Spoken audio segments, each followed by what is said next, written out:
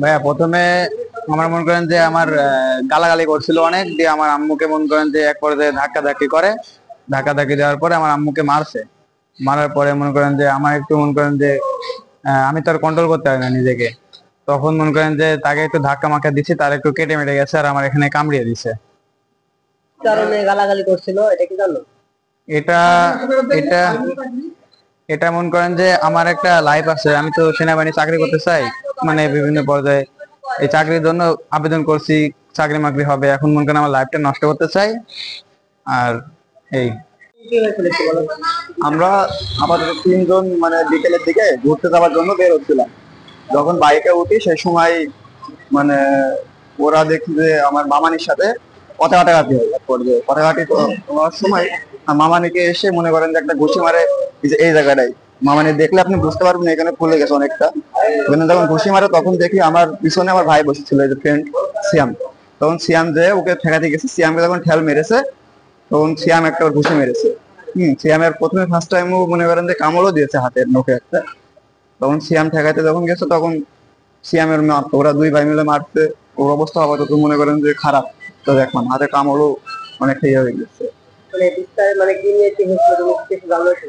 হ্যাঁ, এর আগে আমি শুনেছি, আমি মানে প্রতিবেশী আমার ভাই হয় এক কথায়, যে জমি জমা নিয়ে মানে একটু দ্বন্দ্ব চলে আগে থেকে। হ্যাঁ, আর ও আপাতত সেনাবাহিনীতে অ্যাপ্লাই করেছে।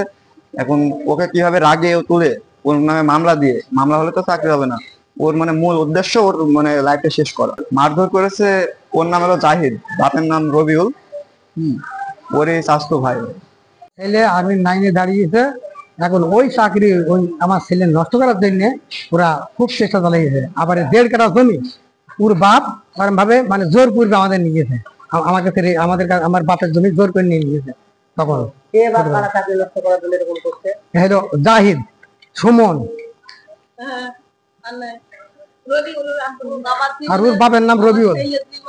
শুরু কি এসে এই যে ছেলের চাকরি নষ্ট করার জন্য এরকম করছে না আগে থেকে? হ্যাঁ, ওই চাকরি নষ্ট করার জন্য আরাম করছে, চাকরি যাতে না হয়।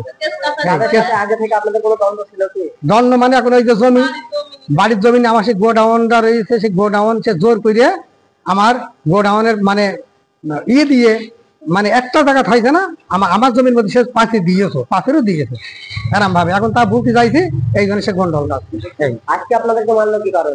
আজ মারলে এখন ওই সমিনি গন্ডল কাটছে, মানে শুনতে চাকরি যাতে না হয়। এখন চাকরির মন করেন অ্যাপ্লাই করিয়েছে, অ্যাপ্লাই করবে এখন যাতে ওই চাকরি না হয় এই চিন্তা। আর্মির অ্যাপ্লাই করেছে পুলিশে। কখন হয়েছে এটা? এটা হয়েছে মনে করেন 5টা সময় বেলা। কোথায় হয়েছে? এটা হয়েছে বাড়িতে হয়েছে, বাড়ি আপনার? জি, বাড়ি দলিয়ারপুর।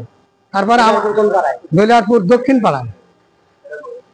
তারপরে ওখানে আমাদের বাড়ির পাশে এখন একটু জোর করবে তো নেইছি জমি, 1.5 কাঠা জমি রেস্ট্রি করে নিয়েছি ওর বাপ জোর করে, বুঝেছেন।